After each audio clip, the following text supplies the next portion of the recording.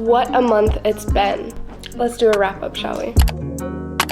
Hello beautiful people, welcome back to my YouTube channel. If you guys are new here, my name is Gianna Lian, and today we have our monthly wrap up, but book slump edition because I was busy the past 2 months, didn't get too much reading done, have been in a pretty weird mood for reading. Let's just do a wrap up. I did read 5 books through September and October, 2 of them being on Kindle Unlimited, but I do have the physical copy of one of the Kindle Unlimited reads. We're gonna dive into this, but don't forget to give this video a big thumbs up and subscribe if you haven't already either. Join the family. I'd love for you to stay a while. The first book I read was Maybe in Another Lifetime by Taylor Jenkins Reid on Kindle Unlimited. I love Taylor Jenkins Reid, like you guys probably know if you've watched my other videos, but this one fell a little flat for me. I was honestly surprised I didn't love this as much as I thought I was going to. I ended up rating this a 3.5 out of 5 stars. Super disappointing on my end because the synopsis seems so crazy. It's basically about our main character, and the story starts off with her having 2 decisions. She is out with her friends, and the decision comes when she can either go home with a long lost lover that she saw at this bar and he asked her to come home with her, or she can go home with her friends. And the story kind of starts from there, where it branches off, switching between chapters on the different perspectives and how her life would have been if she chose the separate options. So one chapter will be if she chose the option to go home with the guy, and then the other chapter will be if she chose to go home with her friends, and kind of how her life pans out and stuff. Hopefully that makes sense. It is a confusing synopsis, and sometimes between the chapters you kind of have to think like, ooh, what one are we going with right now? Overall, the plot was just insane, super unique, something I haven't read before, which is why I was drawn to it. But I think I kind of just settled with a 3.5 because it was still really good, but it wasn't a favorite of mine by Taylor Jenkins Reid by a long shot. I have lots of other books I've read by her for now that definitely top this one, but the main thing that I loved about this book was it kind of spread the message of kind of like everything happens for a reason, because if you read the book, some events will line up even if she chose the other option and stuff. So that kind of just really makes me think about like everything in life happens for a reason. Everything is going to pick itself back up and you are going to get through everything you go through, basically. That was the main message I got from this book, which really was powerful to me. Oh my gosh. I'm so sorry. This lighting is going to be going in and out. The sun is not on my side today. I also am not feeling the best. We're still filming this wrap up, but I do sound a little bit sick. Other than that, how Taylor Jenkins Reid kind of depicted these characters made them feel so real to me. It kind of didn't feel like I was reading about characters. They kind of felt more like friends to me because I was so invested in their lives, and the things that they were going with were definitely relatable to like real life events and stuff a lot of people go through. So I felt super connected to these characters, which made the book feel a little bit more close to me, if that makes sense. I really enjoyed that aspect. But overall, still a really good book. I still do highly recommend it to you guys. It was a super fast read as well. I flew through it, and it's not that long of a book. I'm excited to continue reading more of Taylor Jenkins Reid's backlist because I've been loving her book. She's definitely one of my favorite authors for sure. The next book I read that I did read on Kindle Unlimited, but I do have the physical copy. We read Hideway by Penelope Douglas. This is a part of the Devil's Night series, specifically the second book. This one does follow Kai and Banks. You will learn more about Banks when you read this book. I was iffy on this couple when I first picked this up because I was like, I didn't really like Kai in the first book, blah, but this book had me on a roller coaster. Banks is my new favorite female character, I would say. Definitely up with Lana Myers from the Mindfuck series. Absolutely loved her, and she reminds me of Banks. So it was so nice getting to read a character that I absolutely love from another book. Like, they basically have the same personality, and they're both just like these badass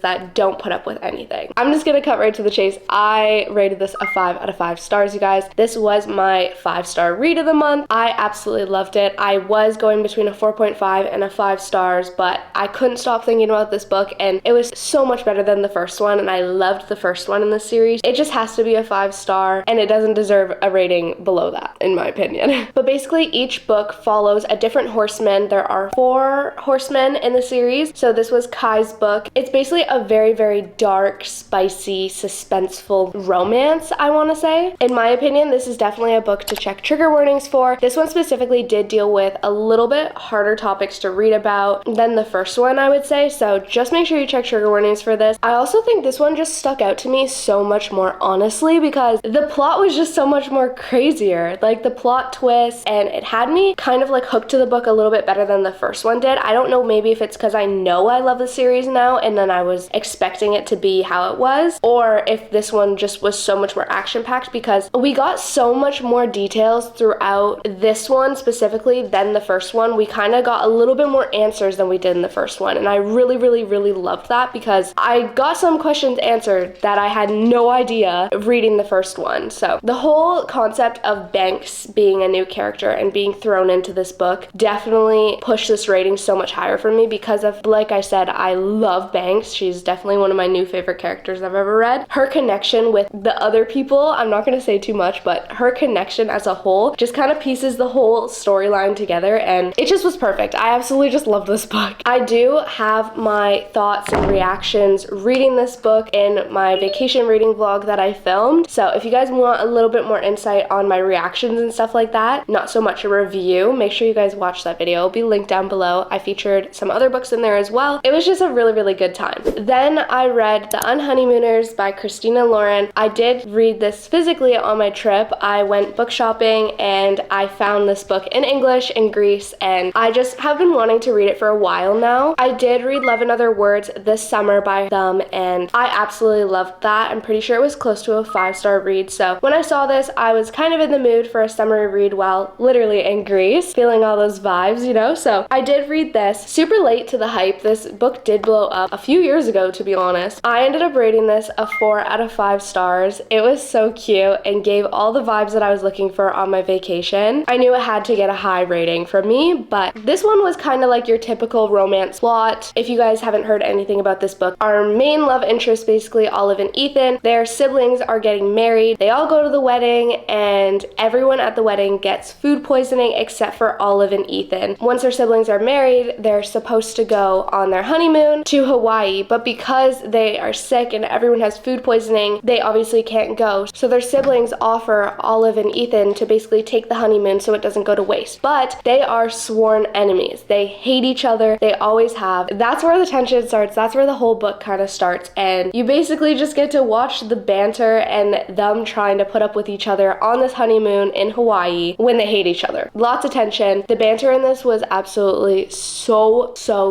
enjoyable. I was laughing out loud like the whole time. It just was a very feel-good read that I just wanted to keep reading because I wanted to know what happened, but then again, I wanted that good laugh that it was giving me. If you want like a fast-paced kind of chill read, I definitely recommend this. I did read this right after Hideway, which honestly was a big shift because Hideway is that super dark, super fast-paced, super like heavy read, and then this is such a chill, light read, so it was definitely a weird transition in my reading order, but still, I highly recommend this. Then a book that I kept bouncing back and forth. I did start it before I left for my month-long trip, and then when I got back, I ended up finishing it. I read Finley Donovan Jumps the Gun by El Cosimano. This is the third in the series, so we're pretty far along through the Finley Donovan series. It's a love series by me, but this one, I ended up rating it a 3.5 out of 5 stars. I feel like it didn't necessarily fall flat. It's just, now that we're in the third book and I know the whole plot and stuff like that, I feel like the author is just kind of dragging out the series a little bit. Like, I'm at the third book now, sort of like the similar ideas are happening just with new people and stuff like that and new mysteries that they have to solve, but kind of in the same way. I don't know. It's just, I feel like it's being a little bit dragged out. I wasn't that hooked to this book, if that makes sense, but I did see that they are coming out with a 4th one in the series.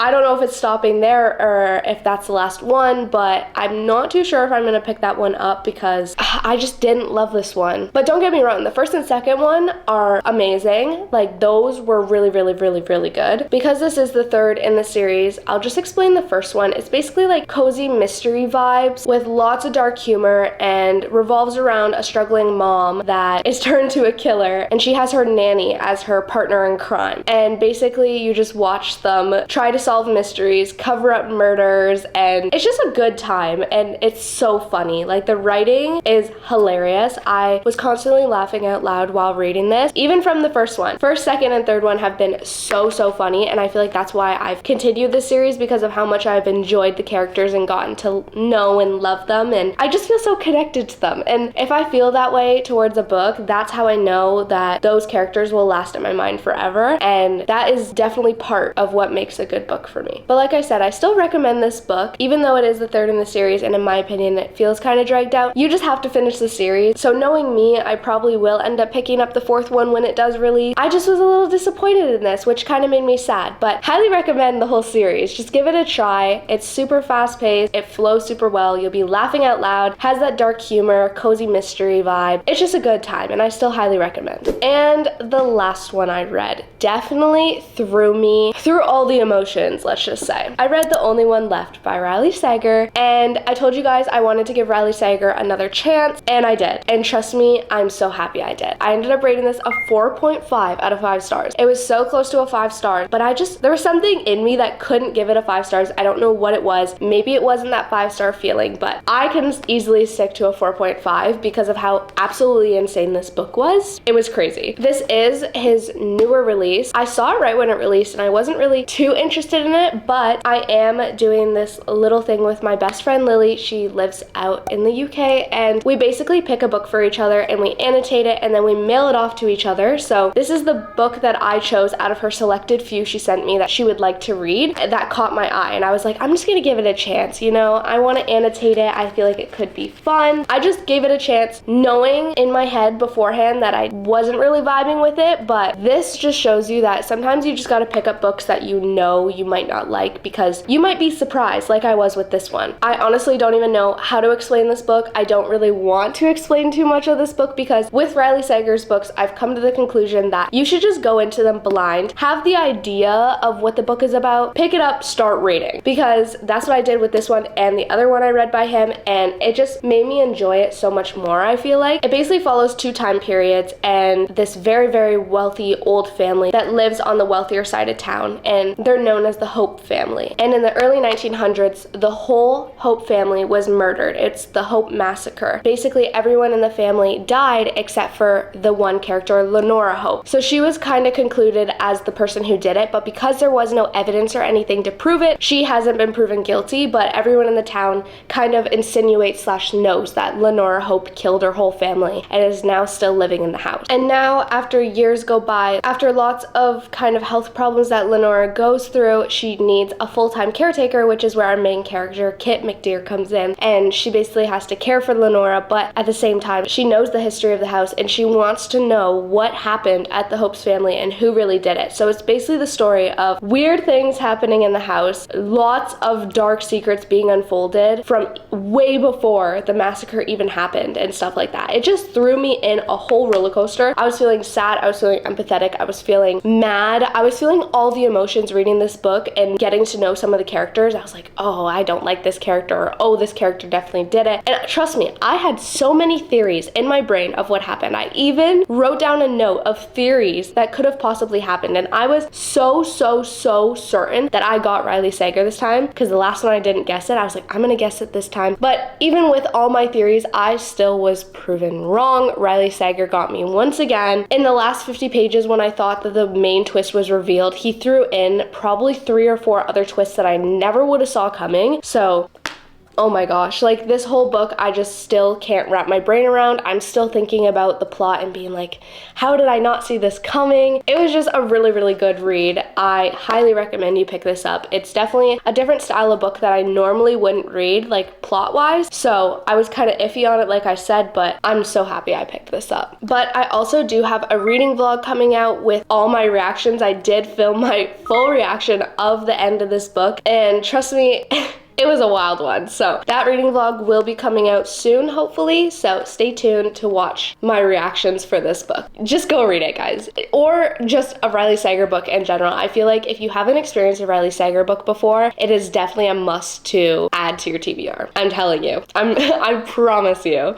But those are the 5 books that I ended up reading the past 2 months slash in my kind of like weird reading mood, reading slump, I would say. Overall, even though I didn't read that many books, I did read ones that I truly did enjoy. I don't think we had any books that I didn't really like this month, which is definitely always a plus. I love months like that where some books are just average and then some are really, really, really good. Not mad about the month, but I am hoping that November is going to be a little bit better. I have so many books that I want to get to on my physical TBR, and hopefully my reading mood will be good for that and I can get through some of my TBR and then go into Christmas books, which I'm so excited for December. Are you guys excited for Christmas as much as I am? Let me know down below because I'm so excited for Christmas and all those cozy vibes. But that is where I'm gonna outro this. I really hope you guys enjoyed today's video. If you guys did, please make sure you like, comment, subscribe, all that YouTube stuff you guys know how to do. And don't forget to check that link down in my description for my Patreon to join the Patreon family. We have a lot of fun over there and they get to see so many behind the scenes that not anyone else really gets to see. So I really don't want you guys to miss out on any of that. You can also start a free trial as well and see how you like it. See how much fun we have over there. Other than that, I really hope you guys are having an amazing, wonderful day and I'll see you next time. Bye! It basically follows in the early 90s.